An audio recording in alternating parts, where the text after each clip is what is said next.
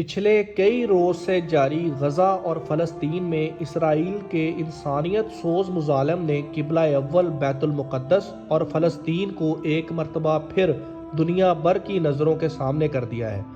بیت المقدس کی آزادی کے خواب سجائے ہوئے اہل فلسطین کو تقریباً 100 سال ہو چلا ہے، جس کا ہماری نئی نسل کو بالکل علم نہیں۔ فلسطین کے لوگوں کی کہانی روشنائی سے نہیں بلکہ ان کے خون سے لکھی گئی ہے۔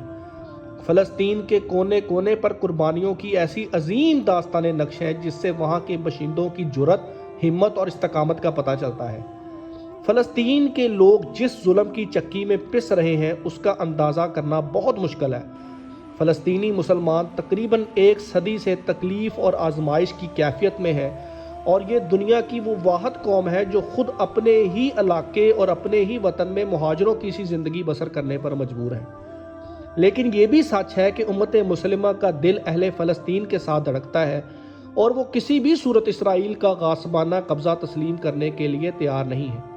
فلسطین کا غم امت مسلمہ کا مشترکہ غم ہے، اور یہ بات بھی بغیر کسی شک و شبے کے واضح ہے کہ بیت المقدس یعنی قبلہ اول کا مسئلہ فقط اہل فلسطین کا مسئلہ نہیں بلکہ پوری امت مسلمہ کا مسئلہ ہے۔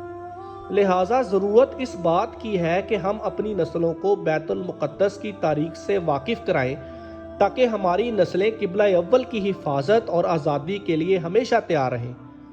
اقصیٰ کی زمین کو ہم مل کے چھڑائیں گے، اقصیٰ کی زمین کو ہم سب مل کے چھڑائیں گے، تاریخ فلسطین ہم گھر گھر میں بتائیں گے۔ القدس، جسے یروشلم بھی کہا جاتا ہے، فلسطین کا دارالحکومت ہے۔ یہ ایسی دھرتی ہے جو ہزاروں انبیاء کا مسکن بھی ہے، اور اسے سرزمین انبیاء بھی کہا جاتا ہے۔ یہ یہودیوں، عیسائیوں اور مسلمانوں تینوں مذاہب کے نزدیک مقدس ہے۔ یہاں مسلمانوں کا قبلہ اول مسجد اقصیٰ واقع ہے، اور گنبد الصخرہ یعنی دا ڈوم آف دا راک بھی واقع ہے، جسے یہودی ٹیمپل ماؤنٹ کا نام دیتے ہیں۔ اور ان کے نزدیک یہ اس لیے مقدس ہے کہ یہاں حضرت ابراہیم علیہ السلام نے حضرت اسحاق پر چھری چلائی، جبکہ مسلمانوں کے نزدیک یہاں سے آقا کریم صلی اللہ علیہ وآلہ وسلم معراج پر گئے۔ مسجد اقصیٰ مسلمانوں کا قبلہ اول ہے۔ آقا کریم نے معراج کو جاتے ہوئے اسی مسجد میں تمام انبیاء کی نماز کی امامت فرمائی۔ اس مسجد میں نماز پڑھنے کی بھی بہت فضیلت ہے، اور مسجد اقصیٰ میں دجال داخل نہیں ہوگا۔ بیت المقدس یعنی یروشلم عیسائیوں کے لیے بھی بہت مقدس جگہ ہے، اس لیے کہ یہاں حضرت عیسیٰ علیہ السلام کی پیدائش ہوئی۔ یہودیوں کے لیے یروشلم کی بہت اہمیت ہے، اس لیے کہ ان کی اہم مذہبی یادگار اس شہر میں ہے جسے دیوار گریہ کہا جاتا ہے۔ یہودیوں کے مطابق 70 کی تباہی سے ہیکل سلیمانی کی ایک دیوار کا کچھ حصہ بچا ہوا ہے، جہاں 2000 سال سے یہودی زائرین آ کر رویا کرتے تھے، جبکہ مسلمان اس کو دیوار براق کا نام دیتے ہیں۔ دیوار گریہ پر آ کر رونا یہودیوں کے مذہبی فرائض میں سے ایک ہے۔ ہیکل سلیمانی تابوت سکینہ کیا ہے؟ میں مختصراً بتاتا ہوں۔ تابوت سکینہ حضرت آدم کو دیا گیا اور ان سے حضرت داؤد تک پہنچا۔ کہا جاتا ہے کہ جب یہ صندوق یعنی تابوت سکینہ حضرت داؤد کے پاس تھا تو اس میں لوح قرآنی، موسیٰ کا عصا، تورات، طور پہاڑ پر حضرت موسیٰ علیہ السلام کو دی گئی تختیاں، وہ برتن جس پر من و سلوہ اترتا، اور دیگر مقدس نوادرات تھے۔ بنی اسرائیل اسے قبلہ کے طور پر بھی استعمال کرتے تھے، اور انہیں جب بھی کوئی مشکل پیش آتی تو وہ اس کو سامنے رکھ کے دعا کرتے تو ان کی مشکل حل ہو جاتی۔ حضرت داؤد نے تابوت سکینہ کی حفاظت کے لیے ایک مضبوط عمارت بنانے کا فیصلہ کیا، جسے حضرت سلیمان علیہ السلام نے جنات کی مدد سے مکمل کیا، اور اسے ہیکل سلیمانی کا نام دیا گیا۔ یہ صندوق اہل بابل کے حملے تک محفوظ رہا، مگر یہ بھی کہا جاتا ہے کہ اسے اہل بابل لے گئے یا اسے آسمانوں پر اٹھا لیا گیا۔ پھر بنی اسرائیل نے ہیکل سلیمانی کی دوبارہ تعمیر کی، مگر رومیوں نے حملہ کر کے وہاں کلیسا بنا ڈالا۔ پھر حضرت عمر فاروق رضی اللہ تعالیٰ عنہ نے بیت المقدس فتح کیا تو رومیوں کے کلیسا سے کچھ فاصلے پر دعا فرمائی، جہاں مسجد اقصیٰ تعمیر کی گئی۔ اب یہودی کہتے ہیں کہ جس جگہ مسجد اقصیٰ واقع ہے وہاں ان کا معبد تھا، لہٰذا ان کا عقیدہ ہے کہ مسجد کو شہید کر کے ہیکل سلیمانی دوبارہ تعمیر کیا جائے گا۔ وہ یہ بھی سمجھتے ہیں کہ دیوار گریہ میں واقع دروازے سے قیامت سے قبل ان کا بادشاہ دجال نکلے گا تو اس کے پیچھے تمام مردے اٹھ کھڑے ہوں گے۔ مسجد اقصیٰ مکہ مکرمہ سے تقریباً 1300 کلومیٹر پر واقع ہے۔ اس کے اطراف 1600 میٹر لمبی پتھر کی دیوار ہے جس کے اندر 9 دروازے ہیں۔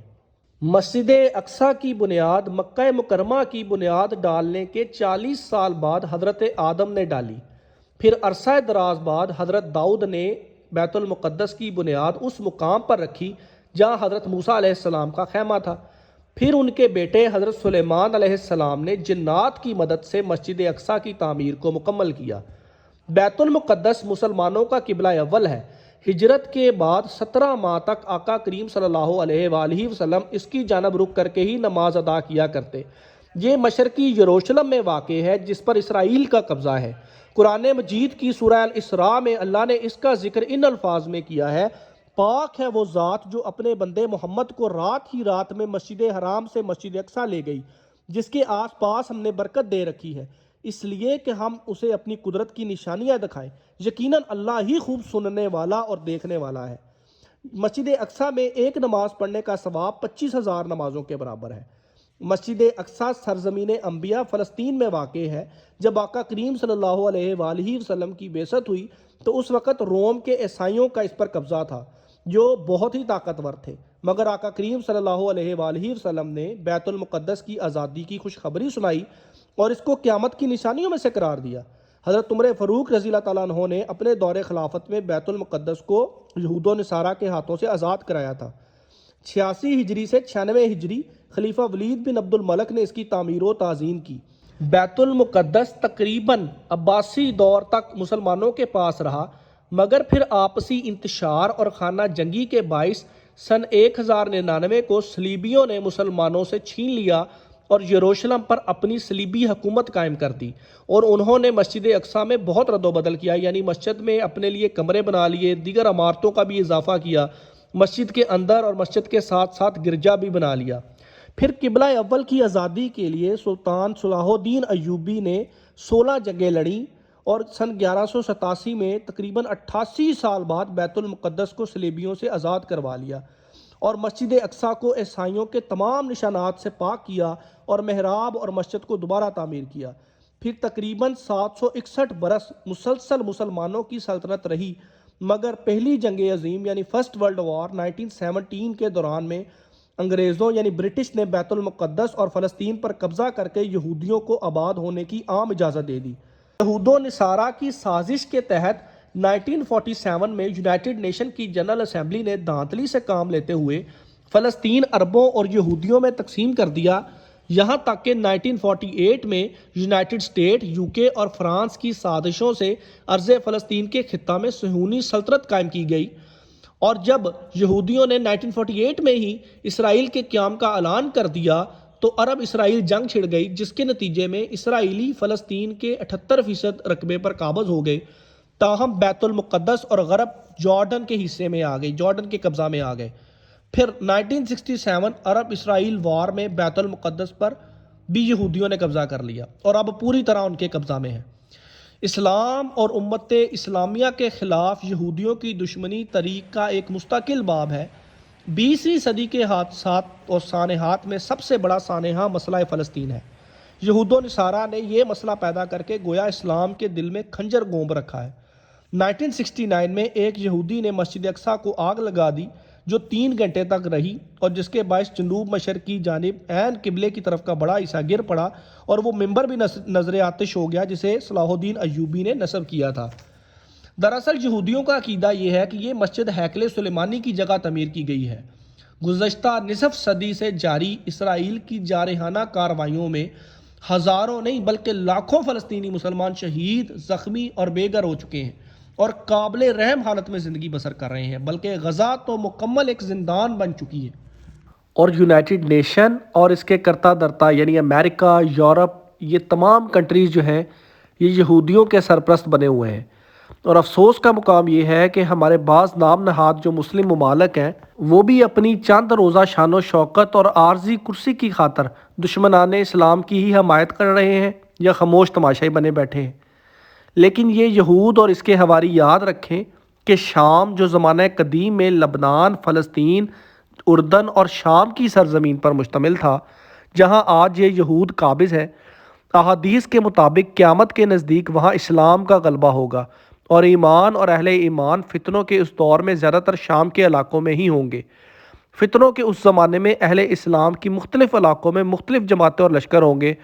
اس دور میں آپ صلی اللہ علیہ وآلہ وسلم نے شام اور اہل شام کے لشکر کو اختیار کرنے کی ترکیب دلائی، کیونکہ اس دور میں ان کی حفاظت کی ذمہ داری اللہ نے لی ہوگی۔ یہ حضرت امام مہدی اور حضرت عیسیٰ کا لشکر ہوگا، اور آخری وقت یعنی زمانہ قرب قیامت میں خلافت اسلامیہ کا مرکز و محور ارض مقدسہ ہوگی۔ قیامت سے قبل بیت المقدس آباد ہوگا تو یہ زمانہ بڑی لڑائیوں اور فتنوں کا ہوگا۔ اس کے بعد دجال کا خروج ہوگا۔ دجال شام اور عراق کے درمیان میں سے نکلے گا۔ دجال کا فتنہ اس امت کا بہت بڑا فتنہ ہے۔ اس سے ہر نبی نے اپنی قوم کو ڈرایا، مگر دجال مکہ، مدینہ، بیت المقدس اور کوہ طور میں داخل نہیں ہو سکے گا۔ حضرت عیسیٰ علیہ السلام کا نزول بھی انہی علاقوں دمشق کے مشرق میں سفید مینار کے پاس ہوگا، اور وہ دجال کو باب لد کے پاس قتل کریں گے۔ باب لد فلسطین کے علاقے میں بیت المقدس کے قریب ہے، جس پر اسرائیل نے قبضہ کر رکھا ہے، اور اسی طرح یجوج اور ماجوج کی ہلاکت اور انتہا بھی بیت المقدس کے قریب جبل الخمر کے پاس ہوگی۔ یہ بات واضح ہے کہ قیامت اس وقت تک قائم نہیں ہوگی کہ جب تک یہودیوں کو صفحہ ہستی سے مٹا نہ دیا جائے۔ آج پوری دنیا سے یہودی اپنے مقتل اسرائیل میں جمع ہو رہے ہیں۔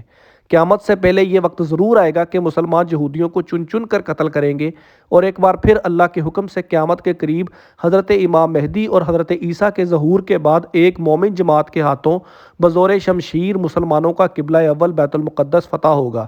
بیت المقدس اور فلسطین کے موجودہ حالات سے تو یہ بات واضح ہے کہ وہ وقت اب قریب ہے، لہٰذا مسلمانوں کو چاہیے کہ وہ قبلہ اول کی حفاظت اور آزادی کے لیے ہر وقت تیار رہیں، اور اپنی نسلوں کو اس کی تاریخ سے واقف کرواتے ہوئے اس کی بازیابی کے لیے تیار کریں۔